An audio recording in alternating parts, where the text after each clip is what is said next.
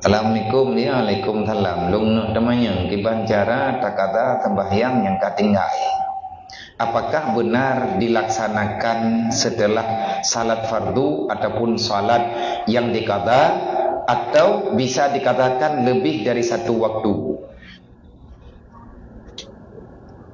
Segala mabih yang kata kubah untuk takada tabi-tabi dia kata. Yang ke lang minit yang babih dia kata. Utang. Bayar utang lebih cepat selesai lebih baik. Mana ada dengar dia pegang mata luhu, ate-wate luhu, dia kata luhu, ate-atha, dia kata atha, te maghrib, dia kata maghrib. Menanti wate-wate lain, dia pegang tegak tak semayang wajib, auronya, dia kata tabok, nyan dia pegang lagi menan kurung ber. Ya, nyan dia pegang payah kata Bandung tiga kata nyahai. Tetapi buruh katanya urang program kata. Pajan tajok hotel tu kata. Tabi-tabi dia cok hotel tu kata. Nyoi tanyo nak tinggal semayang dekat kaduk-duk bak tempat yang kan atau yang wajib li Allah.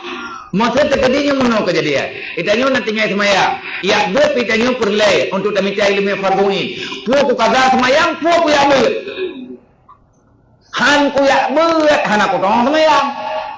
Ate ku kata, ate lu kata semayang. Ku mansa handrek. Lu ya beut. Hamerempok kata, telung kata, hamerempok ya beut. Pakai wate untuk dia beut. Lebih bak beut nyen bek dia berpalain.